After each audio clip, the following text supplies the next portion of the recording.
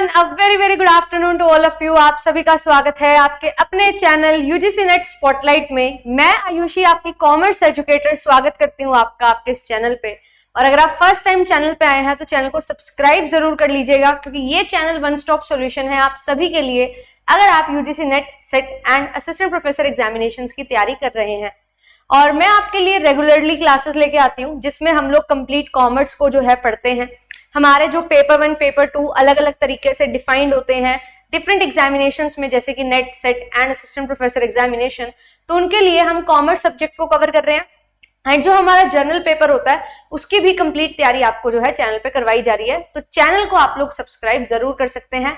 And आज का जो हमारा सेशन है इसमें हम लोग बात करने वाले हैं कि क्या इंपॉर्टेंट रोल रहता है पीवाईक्यूज एंड एमसीक्यूज का जब आप यूजीसी नेट सेट की तैयारी करते हैं। कोई भी एग्जामिनेशन जो कंपेटिटिव नेचर का एग्जामिनेशन है वहां पे आपको एमसीक्यू बेस्ड क्वेश्चन देखने को मिलते हैं। और जब हम एमसीक्यू बेस्ड क्वेश्चंस की बात करते हैं तो क्वेश्चन और आंसर दोनों ही आपके सामने होते हैं। आपको आंसर जो है वो फाइंड करना होता है गिवन ऑप्शन में से कि जो क्वेश्चन पूछा गया है उसका क्या करेक्ट आंसर होगा, राइट। तो किस तरीके से हमें ध्यान रखनी होती हैं चीजें, किस तरीके से क्वेश्चंस प्रैक्टिस करने होते हैं, किस तरीके से क्वेश्चंस को अप्रोच करना होता है, ये बहुत इंपॉर्टेंट रोल प्ले करते हैं अगर आप बात करें अपने सिलेक्शन के लिए। तो अगर हमें यूजीसी नेट जेआरएफ एग्जामिनेशन को क्रैक करना है तो बहुत इंपॉर्टेंट है प्रैक्टिस अच्छे से करना। और प्रैक्टिस के लिए सबसे ज्यादा जरूरी है क्वेश्चंस लगाना। और ये क्वेश्चंस आपके कॉन्सेप्ट से रिलेटेड होंगे। एमसीक्यूज एंड पीवाईक्यूज दो तरीके से डिवाइड क्यों करना इंपॉर्टेंट है? डिवाइड करना इसलिए इंपॉर्टेंट है क्योंकि पीवाईक्यूज आपको पैटर्न बताते हैं, किस तरीके से क्वेश्चन पूछा गया है, पूछा जाता है। और एमसीक्यूज आपको कॉन्सेप्ट की क्लैरिटी देते हैं कि क्या आप एक्चुअल में समझ चुके हैं, जान चुके हैं कॉन्सेप्ट को। तो चलिए आज इस वीडियो में यही चीज डिटेल में जानेंगे, समझेंगे एंड आप अपना सिलेक्शन कैसे ले सकते हैं, क्या करेक्ट अप्रोच होनी चाहिए, वो मैं आपको बताने वाली हूँ। मेरे खुद के टीचिंग एक्सपीरियंस 3.5 इयर्स का एक्सपीरियंस हो चुका है। एंड जो मैं जब लर्निंग फेज में थी, जब मैं एग्जामिनेशन के लिए प्रिपरेशन कर रही थी, तो वो जो समय था 1.5-2 साल का, वो मैंने कैसे अच्छे से चीजों को समझने में यूटिलाइज किया, कैसे अपने लिए जो है एग्जामिनेशन जब मैंने क्लियर करने थे तो तैयारी की थी, वो सारी चीजें आपको मैं बताते हुए चलने वाली हूँ। अगर आप फर्स्ट टाइम चैनल पे आए हैं तो बिल्कुल चैनल को सब्सक्राइब कर लीजिए। ये मेरे बारे में ब्रीफ इंट्रोडक्शन है, क्योंकि जो आपको टीचर पढ़ा रहा है, बता रहा है, उसके बारे में जानना थोड़ा सा जो है बहुत जरूरी हो जाता है।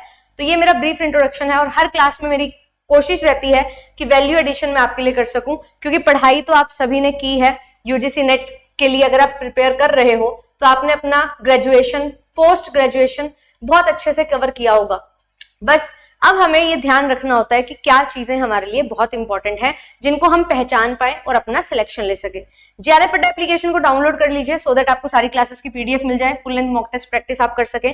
काउंसलिंग सेशन भी होते हैं, वो भी आप ज्वाइन कर सकते हैं। सिलेक्शन पे हमेशा से बात करता है जेआरएफ अड्डा। तो यस, आपके लिए 12 मंथ्स की वैलिडिटी के साथ भी कोर्सेज आ जाते हैं। तो आप लोग अगर ज्वाइन करना चाहते हैं तो रिविजन पैकेजेस जो है उनमें आप ज्वाइनिंग ले सकते हैं, क्योंकि आपके लिए अभी जो है एग्जामिनेशन में बहुत ज्यादा समय नहीं है, 60-65 दिन का समय है। तो उसकी अच्छे से यूटिलाइजेशन आप कर सकते हो अगर आप रिवीजन करना चाहते हो। अगर आपको लगता है कि नहीं हम तो कंप्लीट कोर्स भी पढ़ सकते हैं, तो 12 महीने की वैलिडिटी के साथ कोर्सेज भी आपके लिए रहते हैं।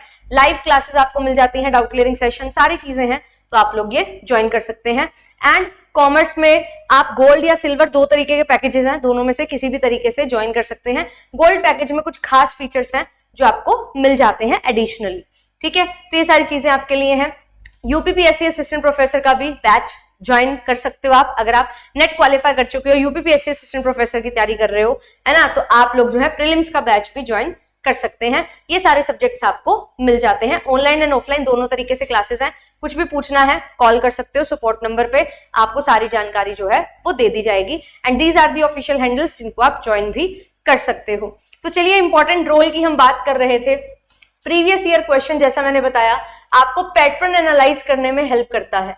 और जब हम पैटर्न की बात करते हैं तो किस तरीके से क्वेश्चन पूछा जा रहा है वो बहुत इंपॉर्टेंट हो जाता है। तो मल्टीपल सिलेक्शन ऑप्शन आपके पास आ जाता है, मैच द कॉलम के क्वेश्चंस आ जाते हैं, असर्शन रीजनिंग के क्वेश्चन आते हैं, आरसी आपके पास आता है, पेपर 1 में बात करें तो डीआई आपके पास आता है ना। कुछ इनडायरेक्ट तरीके से क्वेश्चंस आपसे पूछे जाते हैं, राइट। तो ये जो है ये बहुत अलग अलग तरीके हैं।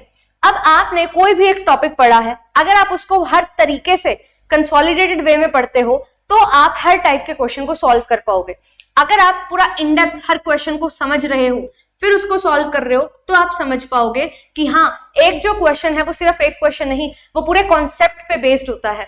अगर मैंने कोई ग्राफ आपको पढ़ाया, फॉर एग्जांपल AR MR का रिलेशन मैंने आपको बताया, मैंने AR MR के साथ साथ आपको जो है TR का रिलेशन बताया, फिर मैंने AR MR के साथ जो है TP MP का रिलेशन बताया। तो इस तरीके से हुआ क्या कि मैंने आपको अलग अलग कर्व्स जो है वो सिखाए। अब ये सारे अलग अलग कर्व सिखा के अगर मैं कोई कंसोलिडेटेड क्वेश्चन आपसे पूछ लूं जिसमें AR MR के साथ साथ हम जो है AP MP TP इनका रिलेशन भी मिक्स करके समझ लें, तो यहीं से ही आपको जो है पता लगता है कि कैसे हम जो पढ़ते हैं वो पूछा जाता है। आपने इंडिविजुअली 4 चीजें पढ़ी, उन 4 में से कोई 2 या 3 चीजों को मिक्स करके आपसे एक क्वेश्चन पूछ लिया जाएगा, उनका आपस में जो रिलेशन है उसको एक साथ आपसे पूछ लिया जाएगा, इंटीग्रेट करके आपसे पूछ लिया जाएगा। कोई पर्टिकुलर यूनिट आप पढ़ रहे हो, पेपर 1 में फॉर एग्जांपल आपने ICT पढ़ा, पेपर 1 में जो है आप हायर एजुकेशन भी पढ़ रहे हो, तो ICT में हायर एजुकेशन के लिए क्या चेंजेस हुए हैं वो आपसे इंटीग्रेट करके पूछ लिए जाते हैं। तो यहाँ पे जो PYQs हैं वो आपको बताएंगे कि किस तरीके से आपने जो चीजें पढ़ी हैं वो आपसे पूछी जा रही हैं, और उसी वे में आप फिर रिलेट करना शुरू कर दोगे जो आपने पढ़ा है। अब दूसरी चीज आती है MCQs। ये जो MCQs हैं ये इतने ज्यादा हाई फाई नहीं होते कि आपको जो एग्जैक्ट पैटर्न है उसी के अकॉर्डिंग करना है। आपको यहाँ पे पैटर्न को एनालाइज ना करके पैटर्न फ्रेम करने की कोशिश करनी होती है कि जो आपका ये पैटर्न है इसको आप एनालाइज करिए एंड देन उसके बाद आप अपना पैटर्न है जो फ्रेम करिए। अब यहाँ पे हम जो है कोशिश करते हैं सबसे पहले, जैसे ही हमने टॉपिक पढ़ा, कि डायरेक्ट क्वेश्चन जो हमारे बन रहे हैं उनको हम लोग सॉल्व करें। तो ये जो है ये मोस्टली 1 लाइनर्स क्वेश्चन होते हैं। सिंपली जो है आपको एक टॉपिक के बारे में पूछ लिया जाता है, जैसा आपने टॉपिक पढ़ा वैसे क्वेश्चन बन गया, तो आपको पता लगता है कि हाँ ये टॉपिक मुझे समझ आ गया है। बट यहाँ पे सिर्फ कहानी यहीं पे खत्म नहीं करनी है, आपको ये मेक श्योर करना है कि आप पेपर में क्वेश्चन को अच्छे से सॉल्व कर सके, तो आपको यहाँ से यहाँ तक जाना पड़ता है। तो MCQs प्रैक्टिस करो, कॉन्सेप्ट क्लैरिटी की पता लगे कितना कॉन्सेप्ट क्लैरिटी है, कितने अच्छे तरीके से हम समझ पा रहे हैं जो पूछा जा रहा है और जो हमने पढ़ा है वो रिलेट कर पा रहे हैं। फिर उसके बाद जब इनडायरेक्टली आपसे चीजें पूछी जा रही हैं उस पे आपको जंप करना है। तो कोई भी पर्टिकुलर टॉपिक आपने पढ़ा है, कॉन्सेप्ट पढ़ा है, उससे रिलेटेड पैसेज जो है वो आपसे पूछा जा रहा है। कोई भी पर्टिकुलर चीज आपको पढ़ाई गई है, मैथ्स में कोई टॉपिक पढ़ाया गया है, उससे रिलेटेड आपका DI बन के आ गया है, तो यहाँ पे आपको इनडायरेक्ट वे में समझना पड़ेगा कि कैसे मेरे से क्वेश्चन पूछे जा सकते हैं। तो जिस तरीके से ये PYQs फ्रेम किए जाते हैं, फिर आपको एडवांस लेवल के MCQs जो है वो प्रैक्टिस करने हैं। जैसे मैं आपके लिए जो है लेके आती हूँ कुछ MCQs ऐसे फ्रेम करके लेके आती हूँ जो PYQs की तर्ज पे बने होते हैं। मतलब जैसे 3 से 4 टॉपिक कंबाइन करके पूछ लिए, मल्टीपल सिलेक्शन ऑप्शन पूछ लिया, मैथ्स का कॉलम का क्वेश्चन पूछ लिया, वो आपसे पूछ लिए जाते हैं, जिससे आपको समझ आता है कि हाँ ये एक चीज इस तरीके से पूछी गई है, दूसरी चीज को रिलेट इस तरीके से किया गया है, तो इनके बीच में जो रिलेशन है उसको हम अच्छे से समझ लें ताकि और कोई नया क्वेश्चन बने तो वो भी हम अच्छे से कवर कर सके। कोई भी प्रॉपर्टी आप पढ़ते हो, कोई भी अजम्पशन आप पढ़ते हो, आपको सिर्फ एज इट इज चीजें याद नहीं रखनी है। आपका सब्जेक्टिव पेपर नहीं है कि आप सिंपली जो है याद करो और लिख के आ जाओ, नहीं, आपसे वो अप्लाई करवाया जाएगा। तो अगर मुझे पता है कि जो हमारी रिग्रेशन लाइंस होती हैं वो इंटरसेक्ट करती हैं तो मीन निकलता है, तो मुझे 2 रिग्रेशन लाइंस अगर दे दी हैं तो मुझे उनका इंटरसेक्शन पॉइंट निकालना आना चाहिए। अब वो कैसे निकलता है, वो हमने मैथ्स में बेसिक पढ़ा हुआ है क्लासेस में कि आप सब्स्टिट्यूशन मेथड, एलिमिनेशन मेथड है ना, वो मेथड का यूज कर सकते हो। तो हाँ, वो मेथड्स आप यूज करो, आपके पास इंटरसेक्शन पॉइंट आएगा, आपका आंसर निकल के आ जाएगा। तो इस तरीके से सवाल आपसे पूछे जाते हैं। जो प्रॉपर्टी बेस्ड क्वेश्चंस होते हैं, ग्राफ बेस्ड क्वेश्चन होते हैं, वो सवाल सबसे ज्यादा आपसे पूछे जाते हैं। तो आपको भी ये मेक श्योर करना है कि मैं जो कंसेप्ट पढ़ रही हूँ वो पढ़ने के बाद ये देखूं कि मेरे को वो आया या नहीं, जिससे कॉन्फिडेंस बिल्ड होगा। फिर मुझे इनडायरेक्टली उन टॉपिक्स को पढ़ना पड़ेगा और रिलेट करना पड़ेगा आपस में जो मेरे से पेपर में पूछे जा रहे हैं, सो दैट जो मेरे से पेपर में पूछा जाए वो मुझे अच्छे से समझ आ जाए और मैं अपने क्वेश्चन अच्छे से सॉल्व कर पाऊं। तो ये जो है ये हमारे क्वेश्चन बेस्ड ऑन PYQs होने चाहिए। इसीलिए आपको हमेशा बोला जाता है कि आप पहले MCQs भी प्रैक्टिस करो, साथ साथ यूनिट वाइज, टॉपिक वाइज जैसे करने हैं, देन PYQs भी करो। PYQs को एनालाइज करके अपना कॉन्सेप्ट भी बनाओ ताकि आपको समझ आए कि कौन सा कॉन्सेप्ट कितना इन डेप्थ में आपने पढ़ना है। तो अब इस पॉइंट ऑफ टाइम पे जब आपके पास 60 दिन बचे हुए हैं, तो आपको ये मेक श्योर करना है कि आप एडवांस एमसीक्यूज भी प्रैक्टिस करें पीवाईक्यूज के साथ। अब ये आपको कैसे मिल सकते हैं, इसका भी एक बहुत बढ़िया जरिया जो है वो दे देती हूँ मैं आपको। आपके जो मैनेजमेंट के पीवाईक्यूज हैं वो आपके लिए क्या हो सकते हैं, वो आपके लिए 7 to 8 यूनिट्स कॉमन है, तो वो आपके लिए एमसीक्यूज हो सकते हैं एडवांस लेवल, क्योंकि एनडीए के ही है। हमारे जो डिफरेंट सेट एग्जामिनेशंस हैं, डिफरेंट एपी के एग्जामिनेशंस हैं, इनके सबके पीवाईक्यूज जो हैं वो हमारे लिए एमसीक्यूज हो सकते हैं। मैम ऐसा कैसे? ऐसा इस वजह से क्योंकि कोई ना कोई एग्जामिनेशन बॉडी ने ही ये एग्जाम बनाए हैं, है ना। एग्जाम कंडक्टिंग बॉडी जब एग्जामिनेशन के क्वेश्चंस बना रही है तो वो उसी तरीके से आप एक जो हमारा एस्पिरेंट है, जो लर्नर है, उसको ट्राई करेंगे वो उस तरीके से चीजें पूछने की जो आपसे हर एक एग्जामिनेशन अथॉरिटी पूछना चाहेगी। तो यहां से आपको जो है अच्छे क्वेश्चंस मिल जाते हैं। एंड कुछ क्वेश्चंस जो है आपको टीचर्स करवा रहे हैं, जैसे मैं करवाती हूँ, तो वहां से आप लोग कर सकते हैं। एक बहुत कॉमन सा डाउट भी आता है कि मैम 2 जगह से पढ़ लें क्या? देखो 2 जगह से पढ़ना जरूरी नहीं है, पर अगर 2 जगह सवाल करवाए जा रहे हैं वो दोनों जगह से सवाल करना जरूरी हो जाता है, क्योंकि जितने नंबर ऑफ क्वेश्चंस आप प्रैक्टिस करोगे उतना आपके लिए आसान होगा। बट हाँ, अगर आप नंबर ऑफ क्वेश्चन प्रैक्टिस कर रहे हो और सिर्फ ये देख रहे हो कि क्वेश्चन सही है गलत, तो गलत है। आपको एनालाइज करना होगा आप कहाँ पे गलती कर रहे हो। तो अगर आप दिन में 50 क्वेश्चन लगा रहे हो और एनालाइज नहीं कर रहे हो, वो 0 के बराबर है। अगर आप दिन में 25-30 क्वेश्चन भी लगा रहे हो, हर एक क्वेश्चन को एनालाइज कर रहे हो, तो वो आपके 100 क्वेश्चन के बराबर हो जाते हैं, क्योंकि आप पूरा कॉन्सेप्ट समझते हो, रिवाइज करते हो और दोबारा लर्न करते हो। तो ये चीज का ध्यान आपने रखना है। एंड जब आप क्वेश्चन प्रैक्टिस करोगे तो ऐसा नहीं है कि सारे ही कॉन्सेप्चुअल क्वेश्चन होते हैं, कुछ हमारे स्टैटिक क्वेश्चन भी होते हैं। तो ये जो स्टैटिक क्वेश्चन है इनको भी बहुत अच्छे से समझना जरूरी हो जाता है। तो ये जो स्टैटिक क्वेश्चन है इनको भी करना है, जो कि हमारे फैक्चुअल क्वेश्चंस होते हैं, इनको अच्छे से करो। जो हमारे लर्न करने वाले क्वेश्चंस होते हैं इनको भी अच्छे से करो। एस्टेब्लिशमेंट ईयर, थ्योरी किसने दी है, प्रोपाउंडर कौन है, ये सारे सवाल भी आपके आते हैं। और अगर आप ये सब कर लेते हो ना, तो बहुत बच्चे बोलते हैं ना कि मैम हमने तो पीवाईक्यूज किए 2 से 3 बार, है ना, 2 to 3 टाइम्स पीवाईक्यूज कर लिए, हमने जो है एमसीक्यूज लगा लिए थे, हमने क्वेश्चन प्रैक्टिस किए हैं। तो इसी से क्या हो जाता है, इसी से उनका एग्जाम क्लियर हो जाता है।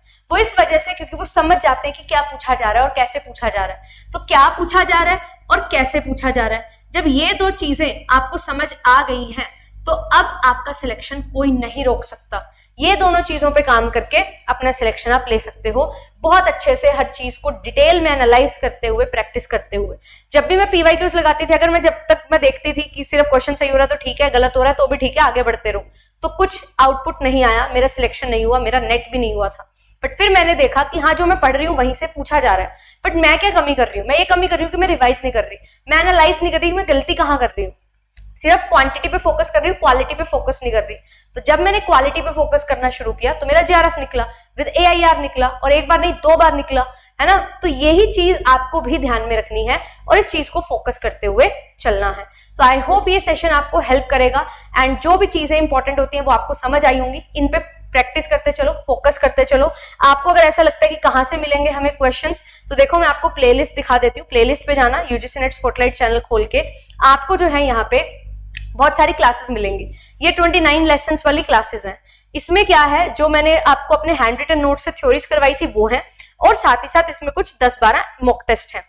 जैसे 10 मॉक टेस्ट हैं, ठीक है, यहाँ से एक मॉक टेस्ट शुरू हो रहा है, 1 2 3 4 5 6 7 8 9 10। फिर उसके बाद जो है 5-5 यूनिट की 2 क्लासेस हैं जो पेपर से पहले दिन ली थी, और फिर उसके बाद सारे न्यूमेरिकल क्वेश्चंस भी हैं एक मॉक टेस्ट नंबर 5 में। तो ये जो 12 सेशंस है ना आपके, ये 12 सेशंस आपको बहुत ज्यादा हेल्प करने वाले हैं। प्लेलिस्ट में जाना है एंड इस प्लेलिस्ट को आपने ओपन कर लेना है। 29 लेसन्स वाली प्लेलिस्ट है, राइट। 10 घंटे मैराथन ली थी, इसमें बहुत सारे क्वेश्चंस हैं। 12 घंटे मैराथन ली थी, उसमें बहुत सारे क्वेश्चंस हैं। तो क्वेश्चंस जो है वो खूब सारे हैं, क्वेश्चंस की बिल्कुल भी कमी नहीं है। सिर्फ आपने जो है अच्छे से अपनी तैयारी करनी है, सो दैट आप अपना सिलेक्शन जो है वो ले सकें। और रिवीजन बैचेस में अगर ज्वाइन करना चाहते हो तो बिल्कुल आप टीम से कनेक्ट कर सकते हैं, है ना। वो आपको सिलेक्शन पैकेज है हमारा रिवीजन वाला, उसमें भी ज्वाइन करवा सकते हैं अगर आप रिकॉर्डिंग देखना चाहते हो। अगर आप लाइव बैच ज्वाइन करना चाहते हो तो बहुत जल्द आपके लिए रिवीजन बैचेस भी आ जाएंगे, तो वो सारी चीजें आपके लिए रहने वाली हैं। और आपके लिए जो है स्पेशल सरप्राइजेस भी आ रहे हैं, ठीक है। टीम से आप कनेक्ट कर लेना, वो आपको गाइड कर देंगे, हर चीज के बारे में जो है बता देंगे। और जेआरएफ अड्डा का जो है 4th बर्थडे है, तो उस उपलक्ष्य में आपके लिए जो है कुछ खास बिल्कुल किया गया है। तो आप लोग कॉल कर सकते हैं, ठीक है, और कॉल करके पूछ सकते हैं। मिलूंगी आपसे नेक्स्ट सेशन में। Thank you so much, bye bye. अच्छे से पढ़ते रहिए। रेगुलरली 11 बजे क्लासेस हो रही हैं, क्लासेस को फॉलो करिए। Thank you so much, bye bye.